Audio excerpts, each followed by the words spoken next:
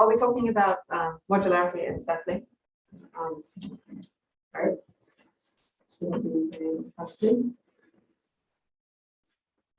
So the two terms in the title, modularity and sampling, let's begin by defining or nearly defining those. So modularity is this measure from network science. And the idea is it gives you or sort of a measure of how well a graph can be clustered. So you've got your graph G, and you've got a vertex partition on that graph. Each vertex partition gets a score. And then the modularity of your graph is the max over all possible vertex partitions of this score. Okay, so it'll give you a value between 0 and 1. I said it's from network science. So the idea is that these higher values, closer to 1, are taken to indicate that the graph has more community structure. And values closer to 0 taken to indicate sort of a lack of community structure. And what we'll mean this time by sampling is literally just sampling the edges. So you can imagine you've got some underlying graph that you can't necessarily see, right? But you get access to the graph in the sense that you see you have this observed graph, and there each edge on the bottom graph appears independently with probability p. Okay, so you get to see the vertex set, and in particular, you don't get any sort of false positives. So there are no edges in the top graph which didn't appear in the bottom one. You get a subset. Cool. And so the question is, right, how high do we have to make this p to get a good estimate on the graph? So you can imagine, so in this picture here, if you plotted likely values of the modularity of the observed graph, what we're aiming for is, so of course, for p equals 1, we win, right? Because the observed graph is just exactly the underlying graph. But how high do we have to make this p-value before we get within this, likely get within this epsilon band of the sort of modularity of the underlying graph?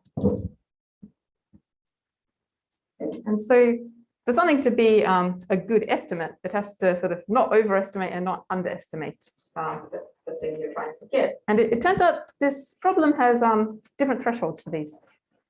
Okay, or we require different things. And so here, so this is our graph again. So we can think about, so p equals 1 we're here. And the idea is that for this sort of quite mild condition, so if this bit here holds, so if the think about it, this is asking that the expected number of edges is bigger than some big constant, depending on epsilon. So this is the number of edges in your underlying graph, and p is the probability with which you see each one. If that holds, then we don't underestimate the modularity. We may overestimate it. And then if we go a bit further, quite a bit further, it's quite a strong condition, right? So this is asking actually that instead of the number of edges being bigger than some constant, you actually want the average degree to be bigger than some constant. So then we can say that you're actually, estimating, you're in here, right? And this theorem also gives us the following. So you've got your observed graph, and you might have some high modularity partition of that graph. And so then you can construct what must be a high modularity partition of the bottom graph in linear time. So this is sort of something that actually makes sense. With the idea that these high modularity partitions actually indicate some good grouping of the data into these clusters.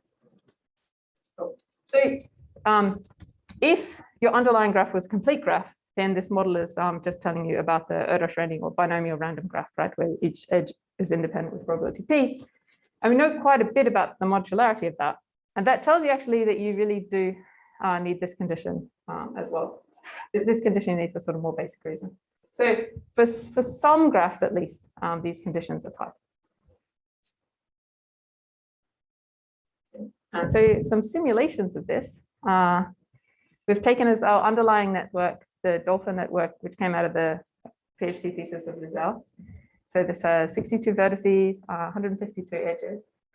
And it's very nice. There's some cool stories behind the clustering of this network. So people are interested in it. And it's known that the modularity value is to within 3 decimal points. The modularity value is known.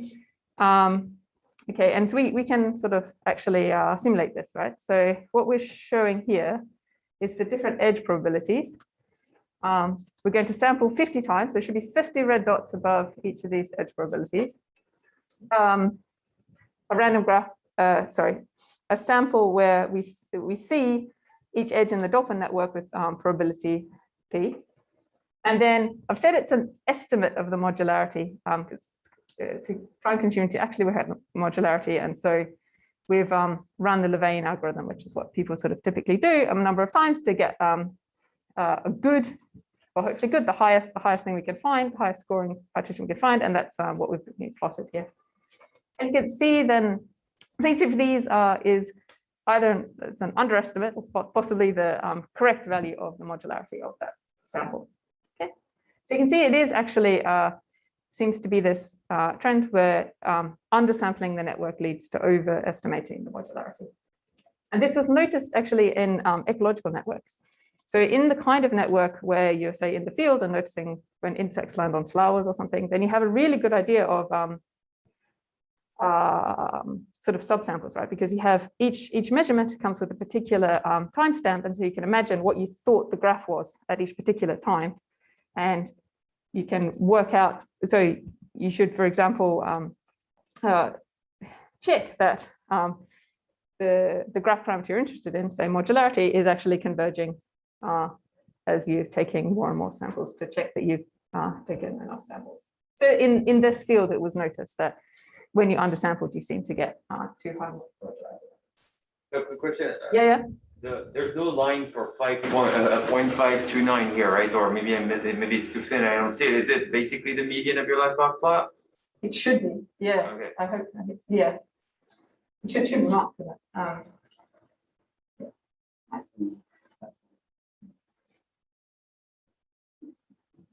I'll mark that next time. Thanks. Yeah.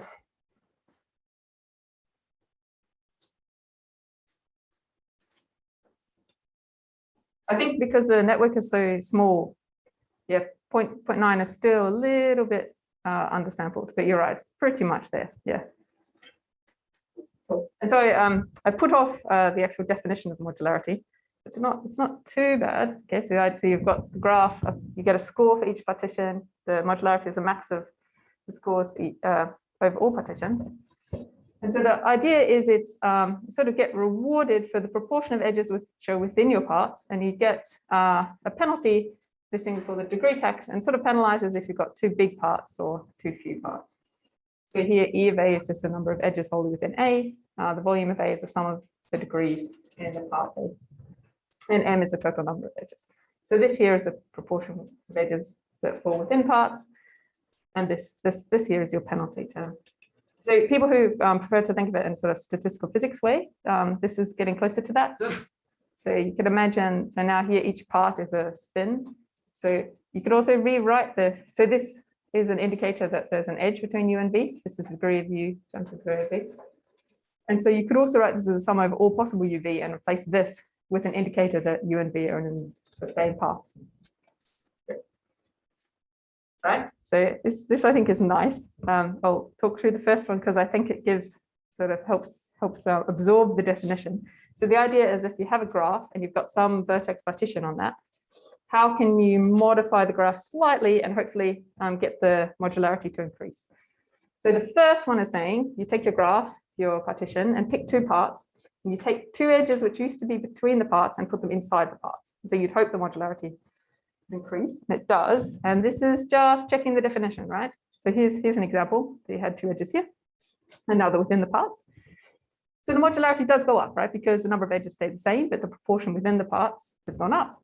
But the degrees, so the sum of the volumes, some of the degrees, i.e. the volumes of each part is still the same now. So the modularity goes. Cool. It's also the rest are mostly just to whet your appetite. So these crosses indicate that these modifications do not always cause an increase in the modularity. So here's an example that you can't, like adding edges within parts will not always give you an increase in the modularity. So here you've got this, add an edge, it dips down and then back up again. Great. So modularity is robust. It's the optimal partition is not necessarily robust. This can change drastically by adding an edge, but the value itself is robust. So we said it's a value between 0 and 1, and if you delete, say, 50% of the edges, then it's a 0.4 differential. Okay, and again, it's between 0 and 1, so this is highly modular or meant to have good community structure. So this is true if you sort of have disconnected or nearly disconnected small parts. It's also true if you sort of don't have expansion. So if there's no linear size subgraph, which is an expander, and you get really low modularity values, relative community structure when these conditions hold, for example. So the spectral gap of the Laplacian being very, very small. And this is again the theorem. So I think if I have a minute or two, I'll run through some open questions. So the first one is quite interested to know the following. So here we're working with the Erdős-Renyi random graph. So you've got n vertices and some constant on n probability of each edge. And so we can think about the expected value of the modularity of that random graph. Okay, and so the question is, does it tend to a limit? So surely it does, right? But we can't prove it. I mean, theoretically, it could be higher near squares or something like this, but I mean, surely it does. And if we knew that, then we'd be able to say quite a lot about the function. So some sort of older results would be able to say a little bit about the decay of the function. So sort of modularity values start high and then go down. And this last result would give us that it's non-increasing. So I'd be interested if people want to think about this. And we also have a conjecture which comes from physics. So the idea here is that possibly the maximum modularity can be gained by taking a partition with just 5 parts. So, I mean, it's not strictly true, unfortunately, because, so for example, if you have a linear number of isolated edges, and these should all go into their own parts. Okay, so it's not 5, right? But it could be that this is true up to first order. This is also not quite true, because sort of for any particular C, you're going to have some significant proportion of your edges outside this giant, right, in these. And so that will benefit from having more parts to allow you to break it up a bit further. You also have to be careful not to say it, phrase the conjecture in a way in which it's trivially true. But we think this is a kind of the spirit of the conjecture above. And so the question is, like, is there some finite number of parts? Any finite number would be interesting for us, but maybe it's 5, such that for any error, if your C is big enough, then you really can approximate it with that constant number of parts. Great. Yeah. Thank you. Cheers.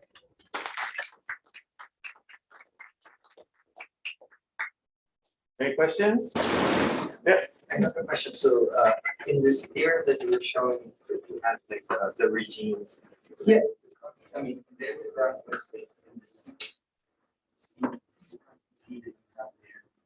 It's not on the graph, I suppose. No, not on the graph at all. It depends on epsilon. I mean, in a way, it's dependent. Like, it's possible if your graph is too sparse that you can never fulfill this condition. Yeah. So. And then so maybe connected to the open problem. I mean, so this guess of what this Q or C is. I mean, well, I guess is it like you expect this to be like modular in a graph or something like that? Is that what you expect to see? Good question. So it would be, it's not dense, right? It's a sparse regime. We've only got sort of a linear number of edges, but yeah, so that maybe you could, I mean, there are sparse versions of that theory, right? Yeah, good. Think about it that way. Yeah, cheers. I have a question here. When you try to estimate, so I guess it's a probabilistic question that you're addressing, which is like, I want to estimate the modularity, and I just plug in the modularity of my observations. But since you know it's systematically biased upwards, are there any better estimators that people have proposed? That's a good question. Yeah, we didn't know. Yeah. Thanks. We didn't realize it would be a sort of consistent thing until we started thinking about it really hard, right? So, but yeah. And sorry, you had a question. Yeah, so maybe it's nonsense. I'm not an expert on modularity, but if I remember correctly, it's somehow equivalent to an eigenvalue problem of the adjacency matrix of the graph, this modularity computation. That if this is true, maybe Yeah, I or think- some modified version. Yeah, exactly. Yeah. If this is true, I think one could try to use spectral results for the graph Laplacian to also attack this modularity problem, because the graph Laplacian is basically the same as the adjacency matrix up to the unit matrix. Then maybe look into these techniques might also help. Yeah, we can show it's an upper bound. You Yeah, can get upper exactly. bound from the Laplacian, Yeah. but you can, I the think- Laplacian's not robust, I think. So you can change a few edges and get a different spectral gap to the Laplacian. Yeah, for sure, they are not yeah. the same thing. Yeah, no, true. This is clear, but Yeah. more maybe you can connections rewrite is the good. problems into each other. So Yeah. No, I think it's difficult. All right, so let's thank again everyone.